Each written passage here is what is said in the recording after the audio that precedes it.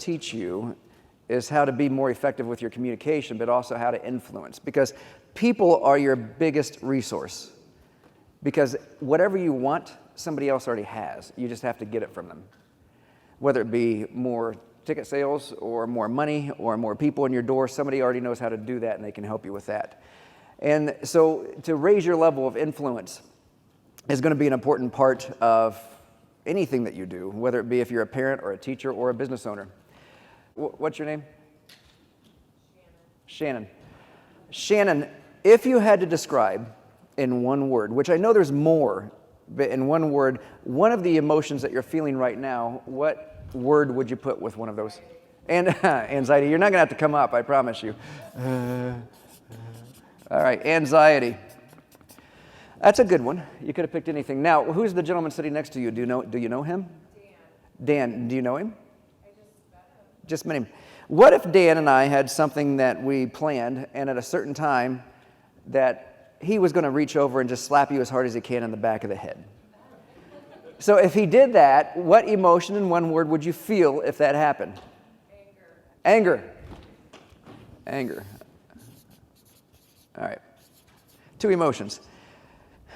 You guys have heard the term altered state, and I'm not talking about the altered state that some of you have heard back from the 60s. I'm talking about just a normal altered state. My definition, and when I say state, I mean emotional state. My definition of an altered state is any emotional state that you're not in right now. So anger would be an altered state for Shannon because you're not in that right now. But then if he slapped you in the back of the head, you will go to anger, which would no longer be an altered state. Maybe calm would be an altered state for you, or any other emotion that you weren't feeling at that moment. So that it changes all the time. The average person changes emotional states approximately 4 times an hour. So I say average person, approximately 4 times an hour, because you may change 8 in 1 hour, and you may get home and you may not change at all because you're just vegging on the couch. On average, over a 24-hour period, about 4 times an hour. There is a process that you go through in your brain. Some parts of your brain get active and some of them die down depending on the emotional state that you're in. And you each have your own fingerprint. So Shannon, you have your own fingerprint in your mind for anxiety. Somebody else can feel anxiety, but it looks different if you hook them up. Everybody has their own fingerprint.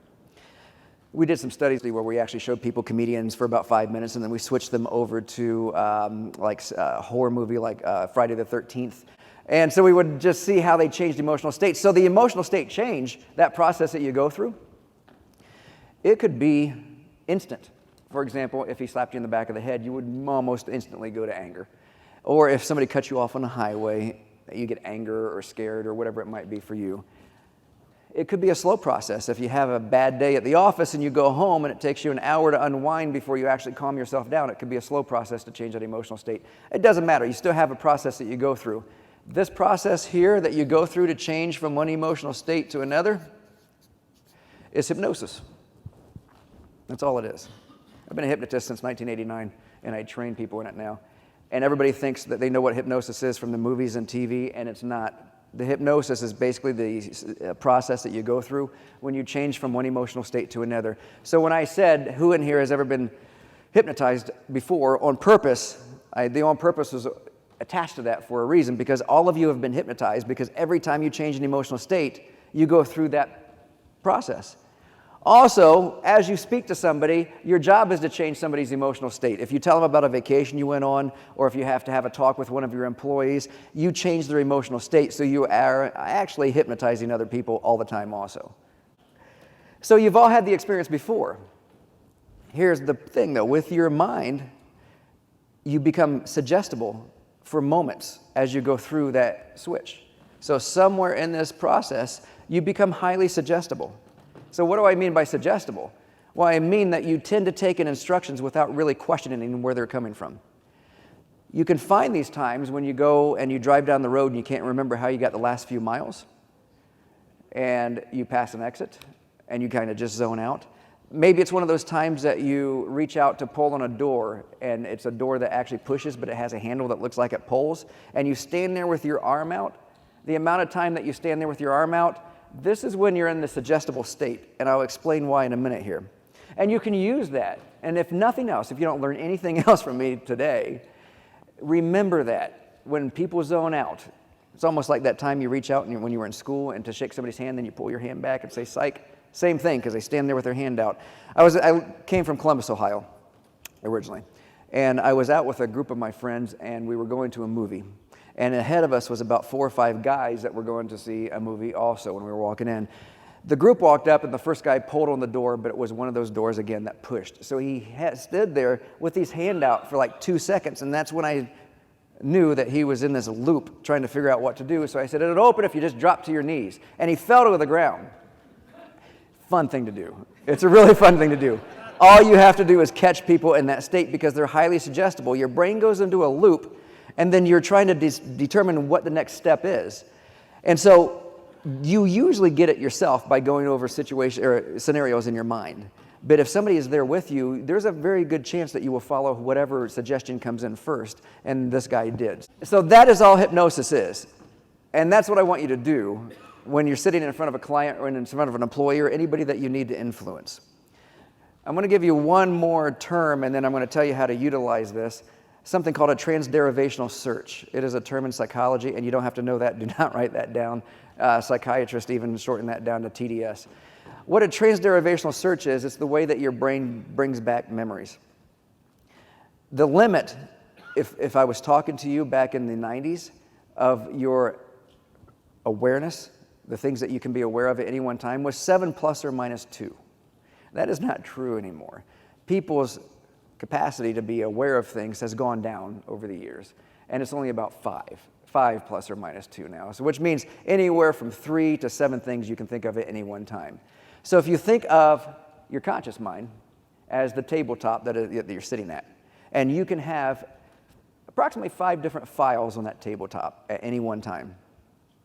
Your unconscious mind, which the difference between the conscious mind and unconscious mind is your conscious mind is really, you can't find it, by the way, if you dissect it. It's just a metaphor that people in psychology attach to it so they can explain the processes. But your conscious mind is anything you're aware of right now for the purposes of what we're talking about here. Your unconscious mind is anything that you're not aware of right now. For example, if I say think of a black cat. Most of you, maybe all of you, we're not thinking of a black cat, but now you are. So you had to pull that memory out of someplace. So pretend that you have 5 files on your tabletop, and all of your other memories are underneath the table. So when I said black cat, you had to reach under the table, metaphorically, and pull up a file of the black cat so you understood what it was, and it's up here on top of the table. At the same time, you also had to get rid of something from the table in order to make room for it. This is why you can be speaking with someone, and at some point during the conversation, a third person comes up and they ask you a question, and you answer it, and then you turn back to the person you were speaking to, and you have no idea what you were talking about, and you ask them, what were we talking about? Because you put that thing under the table. So let's pretend that when you were born, somebody in your family, your parents, or whoever it was, until you could take this over, every experience that you had in your life, they wrote down on an index card and threw it down or threw it into a closet, right? And then when you got old enough, you did the same thing. Every experience you had, you wrote down, threw it into a closet. So if I said, what's your name right here? Yep, Susie. So if I said, Susie, what'd you do on your 5th birthday? Do you know? No. Some of you might, but most of us don't. But if you were writing down all of your experiences on an index card, and I said, what'd you do on your 5th birthday? You could go into that room where we threw all those papers and spend probably years going through all of those, but then eventually come back out and tell us exactly everything that happened on your 5th birthday. You could do that, theoretically. People with photographic memories, they do this quicker. They can really do that. And it's not because they remember things better. Their brain is just designed to file things better, so they know how to get back to it. Instead of throwing it in the room, they put it into a filing cabinet, and they can just go through it. That is kind of what a transderivational search is. So when I said black cat, you went into that room, and you quickly pulled out all the files that meant black cat to you, and then you brought them back, and now you know what a black cat is. You realize that if I say think of a purple elephant with pink polka dots, you have to go in that room and construct everything and then pull it back out. But it happens so fast that you're not aware of it. It's just something that happens. That's what happens when you go from one emotional state to another. Your brain goes into that room, goes through all the files to try to add meaning to what is going on, and then it comes back, and then you go into anger. And it would be quick for you if somebody slapped you on the back of the head. And then you know what to do at that point. You can react to it however you would normally or typically react. So the more that you can keep people in that process of diving down in their unconscious mind, or that transderivational search, going into that room and pulling these files out and really having to think, the more suggestible they become during that conversation. Because they're always going back and forth. That process is what creates the suggestibility. So how do you do that? I mean, you could wait until they're at a door pulling on it instead of pushing, but that's not feasible for most of the things that you're going to be talking to people as. It's actually the questions that you ask. For example, if you know what you teach your employees, or if you're an employee, Lance, what do you do? I'm a writer. You're a writer. So you do interviews? Yes, good. So what's a question you would typically ask anybody that you would interview? At the end of the interview, you say, is there anything else I should know? Anything else I should know at the end of the interview? Yeah. That's good. And people usually answer yes or no. If they answer yes, they probably fill in the gaps. If not, they answer no, right? That is nothing that they really have to think about for the most part, because they know if there's anything else that they need to go over. However, in an interview, you have, or on a date, doesn't matter, on a date, on an interview, if you're with your family, with your employees, if you ask questions, for example, on a date, my specialty when I was doing therapy was relationships and dating. And so I would teach guys actually how to speak, because most of us don't know how to speak. And you would go out, and you guys have all done this, I bet, while you were here, not just guys, but women too, but you ask people, what do you do? Is that right? Hasn't anybody not asked anybody else that? You ask what do you do? And then, and just like I did Lance, and Lance, you said, I'm a writer, right? Easy response for you. You didn't have to spend that time going into your closet and pulling out. But if I say, Lance, a lot of people will ask you what you do, which that's kind of what I want to know at some point. But let me ask you this. What is the most challenging thing that you have to do when you work? Not because it's the most difficult thing, but because maybe you don't like to do it, or you really have to just buckle down and think about it to get it done. What would you say? Getting clients to pay. Getting clients to pay. Can you tell me a little bit more about that? Sometimes it's a long process of being drawn out, and we don't have money or whatever. It just takes a long time. And how have you tried to solve it before? How have I tried to solve it? Uh-huh. Usually I say, it's a different solution for everybody, I guess. Just give more time or whatever. So all I'm doing is asking Lance questions to keep the conversation going, but they're questions that are not the typical questions that you have to actually think about those. And he's coming up with the answers pretty quickly, but some people you'll see their eyes roll in the back of their head and they're thinking about it when you ask them certain questions. Those are the kind of questions that you want to ask people because it keeps them in that process. And there is a point. I have a book, and it's an ebook. You can download it off my website. And in the book, there's a point that you can notice when people glaze over. These are the times that you're in a college lecture, or maybe even a lecture at some conference, and you're listening to the speaker, and you just kind of glaze over. You just kind of zone out because you're either lost or confused, or you just, you're in that zone. You just glaze out. So there's a point when I was talking to Lance that he would have glazed out. He would have just went into, and we call it a hypnotic mask is what we call it. And in the book, I give an instruction because it's more of like a workbook, but you go through the book, and I give you a hypnosis audio recording to listen to, and then I want you to do it with somebody else because I want you to begin to recognize what that hypnotic mask looks like. It's just kind of a relaxed sort of look on the person's face, and they stare at you, and they answer the questions because they're becoming more and more suggestible. And when you learn to recognize that in people, that is the point where you can start to give direct suggestions to people.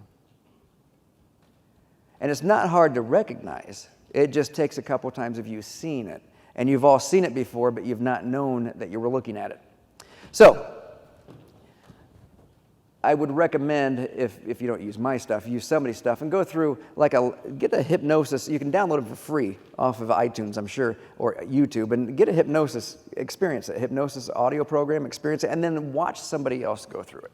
And you'll see the look on their face that they go through. However, I tell you that, and sometimes if you're out on a date or in a business meeting and somebody glazes over, you may be boring. And it may not be anything with them, so you could have lost them also. So the key thing that I want you to walk away with is I want you to ask better questions of people. I want you to get into a conversation, and I want you to really care about other people and what they say, because the better the question, the longer that you're going to keep them in this process of going into that transderivational search and changing emotional states, and the more suggestible that person is going to become. It's all about questions. You don't have to be a hypnotist. You don't have to know anything else other than that. Just ask better questions that make them think. You guys have that? You also, like Stephen Covey said, one of his 7 habits of highly effective people was to start with the end in mind. Every interaction that you go in, you should have the end in mind. What do you want that person to do or feel? Because everything is based on emotion. So when you leave that conversation, it could be a want and buying emotion that you want them to feel, so they buy from you. Or you may want them, depending on the situation, you may want them just to be happy when you leave the situation or the conversation. And you want to know, because then you can start to notice how you can steer the conversation to get the emotions that you want. Because if you're selling somebody, you want to want and buying. You want to find out if they've bought anything before and had a really good experience with it. You want to find out if they've bought anything and were so happy because people told them it was a good decision. And if you can take them through that process, they begin to build all of these feelings up, and then you link your product or service to it. Or if it's a conversation where you're talking to your kids about anything that you don't want them to do or want them to do, and you begin to link good feelings to the things you want them to do and the bad feelings to the things you don't want them to do, it's all about emotion. So keep that in mind. Ask better questions, and you can all be hypnotists.